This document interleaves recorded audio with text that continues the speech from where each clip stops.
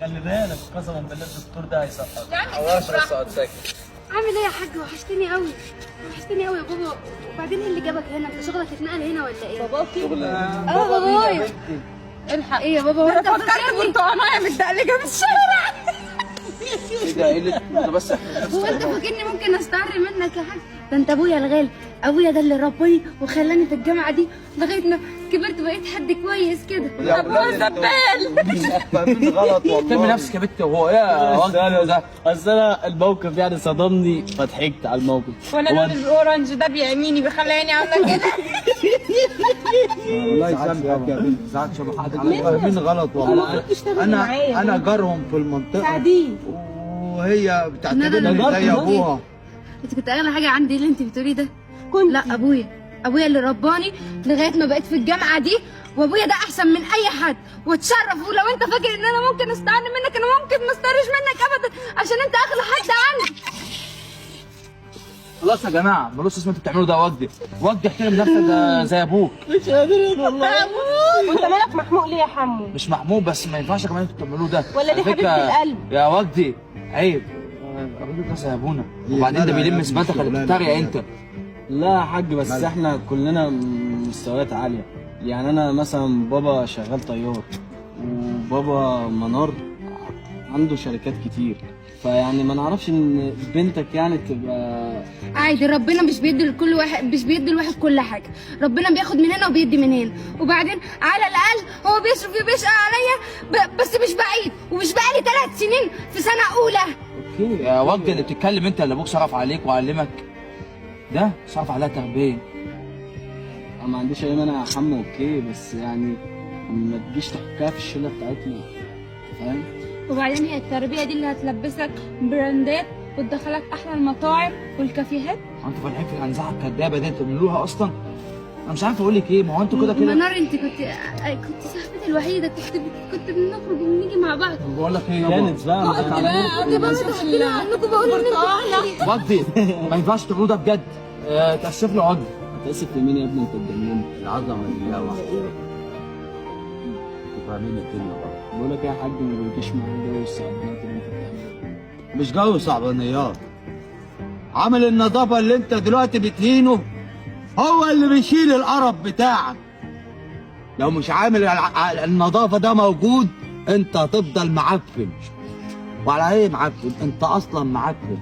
انت اهلك اصلا لو عرفوا يربوك عمرك ما كنت تطلع الالفاظ دي ولا تين اي بني ادم حتى لو هو كان شغال ايه. انا عايز افهمك حاجه يا حاج. الحق بس حمو مصدق فيلم الدراما اللي هو عامله ده. لما انا بطلع من جيبي اللي انتوا بتعملوا ده يا وجدي. في جيبك انت عشان تلم الوساخه دي. واحد كفايه لغايه كده. وبعدين كفايه يا وجدي، ما ينفعش تعملوا ده بجد. امشي من وشي، مش عايزه اعرفكوا تاني. انتوا صحبان. مش يا وجدي. لو سمحت امشي من هنا، مش عايزه اشوفكوا تاني. ما تتعاملوش معايا تاني ابدا. هي فاكره ان هيبقى في اصلا تعامل. يا عم يلا خلينا نروح نلحق الاكل. عايز حاجه يا حاج؟ احط له حاجه في جيبه بس بالله عليك. احط لك حاجه في جيبك بالله عليك عشان خاطري. خلي ده عشان انت. يلا يا ندى يلا يا بنتي بسرعه اتاخرنا. ايه ده حمو، هو انت هتفضل هنا؟ امشي يا منار، امشي يا منار. حمو لازم يفضل هنا. ما نسيت اقول لك يا حاج، حمو يبقى فلوسك يا عار يا اللي بتاخدها من ابوك، روح اديها لابوك. احسن برضه. خلاص يا وجدي. عايز اعرفك حاجه يا حاج، حمو ده يبقى حبيب قلب سنيوره. تبقى سلمني على التربيه. يلا يا ابني. حقك عليا يا حاج، بس دي يعني ما تربتش. وانا والله العظيم اتشرف بيك واتشرف ان انا ناسبك. عادي يا ابني، ياما قابلت كتير. ربنا موجود. ما تعرفش نفسك ربنا وحقك وراسه وانت بسمتك فوق راسك. بص يا ابني، اللي انت ما تعرفوش انا صاحب شركه مصنع حلويات في الارض. بنتي الوحيده كل شويه تقول لي اصحابي اصحابي اصحابي.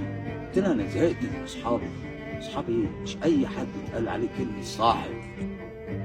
انا اعرفك مين صاحبك ومين مش صاحبك. قلت لها انا هاجي عندي الجامعه وهلبس كذا وهعمل اعمل نظافه وهبيت لها الحاجات اللي هقولها. ده بقى عيل متربي وشبعان وبتاع. ده اللي الواحد يأمن على بنته. فاهمة؟ عرفتي دلوقتي مين الصاحب ومين الصحبه دول عارفه اهلهم صرفوا عليهم بس شويه قرشينات، كل ما يكونوا عايزين حاجه يرموا لهم، لكن تربيه ست هو ده اللي مودينا بتاعنا. لو كل اب اهتم باول حاجه التربيه، بعد كده كل حاجه تصلح في الدنيا، طالما التربيه هي اللي صلحت الاول قبل التعليم.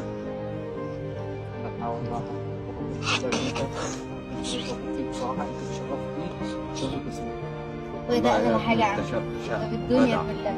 ربنا يوفقك، ربنا يوفقك. يلا